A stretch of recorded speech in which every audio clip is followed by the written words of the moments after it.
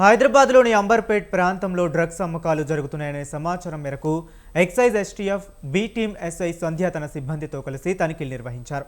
ఓ కారులో అనుమానితులుగా ఉన్న నలుగురిని తనిఖీ చేయగా వారి వద్ద నుండి 4.62 గ్రాముల ఎండిఎంఏ డ్రగ్స్ను స్వాధీనం చేసుకున్నారు. డ్రగ్స్తో పాటు కారును 3 సెల్ ఫోన్లను సీజ్ చేశారు. నిందితులు షేక్ ఫైజల్, పి అన్షు ప్రసాద్, ఎండి మసూద్, ఏ ప్రీతివర్ధన్లను పోలీసులు అరెస్ట్ చేశారు.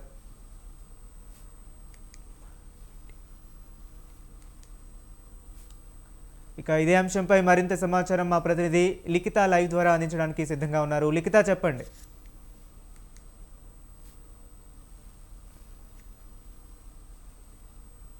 ఒకవేళ సిటీ లోపలికి వచ్చింది అంటే వెంటనే అధికారులు పసిగట్టడం కావచ్చు, వారిని అదుపులోకి తీసుకునే ప్రయత్నం చేస్తున్నారు. వారి ద్వారా ఎవరైతే ఈ మూటాకు సంబంధించిన నాయకులు ఉంటారో వాళ్ళని కూడా అదుపులోకి తీసుకునే ప్రయత్నం అయితే చేస్తున్నారు. అయితే ఈ నేపథ్యంలోనే షేక్ ఫైజల్ అనే వ్యక్తికి సంబంధించి అతనికి సంబంధించిన మరో 3 స్నేహితులు బెంగళూరు నుండి దాదాపుగా 20 గ్రాముల డ్రగ్స్ను కూడా తీసుకొచ్చినట్లుగా అక్కడున్న కొంతమంది నైజీరియన్స్ నుండి అయితే ఈ డ్రగ్స్ను కొనుగోలు చేసి హైదరాబాద్కు తీసుకొచ్చినట్లుగా తెలుస్తోంది. వారి నుండి కొంత అమౌంట్కు ఈ యొక్క డ్రగ్స్ను కొనుగోలు చేసి అనంతరం ఇటు హైదరాబాద్కు తీసుకొచ్చి గ్రాము దాదాపుగా 30 నుండి 40-50 వేలకు కూడా వీళ్ళు అమ్ముతున్నట్లుగానైతే సమాచారం తెలుసుకున్న ఇటు అధికారులు వెంటనే వారిపైన నిఘా కూడా ఏర్పాటు చేయడం జరిగింది. ఇందులో భాగంగానే ఒక కారులో వీళ్ళు ప్రయాణిస్తున్న సమయంలోనైతే కొంత అధికారులకు అనుమానం కూడా రావడం జరిగింది. దీంతో వెంటనే ఆ యొక్క కార్ని కూడా సీజ్ చేయడం కావచ్చు, అందులో లోపల ఉన్న ఈ షేక్ ఫైజల్ని అలాగే అతని స్నేహితుల్ని కూడా అదుపులోకి తీసుకున్నారు. అయితే ఈ షేక్ ఫైజల్కి సంబంధించి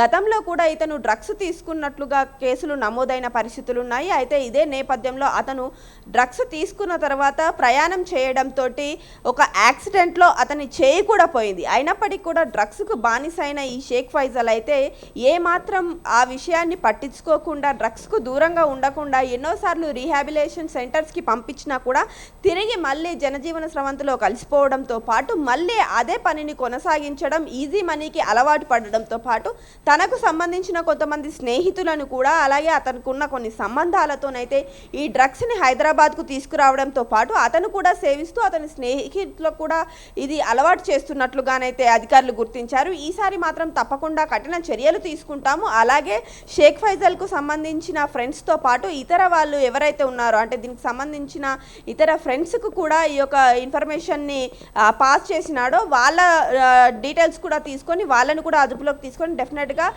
వాళ్ళని కూడా ఈ యొక్క కేసుకు సంబంధించి రీహాబిలేషన్ సెంటర్కి పంపించుడా లేకపోతే వాళ్ళకు ఈ యొక్క కేసుతో ఎలాంటి సంబంధాలు ఉన్నాయనే కోణంతో పాటు ఇంతకుముందు ఈ నైజీరియన్స్తో వీళ్ళు ఏమైనా మాట్లాడారా అనే కోణంలో కూడా ఈ యొక్క విచారణ కొనసాగనున్నట్లుగానైతే తెలుస్తుంది. పూర్తి స్థాయిలో ఇందులో దాగి ఉన్న నిజాలు కావచ్చు, అంతేకాకుండా ఇందులో ఉన్న బడాబాబులు కావచ్చు, వాళ్ళ యొక్క వివరాలు కూడా త్వరలోనే అదుపులోకి తీసుకొని చెప్తామంటూ కూడా అధికారులు చెప్తున్నారు. Okay, right. Thank you Likhita.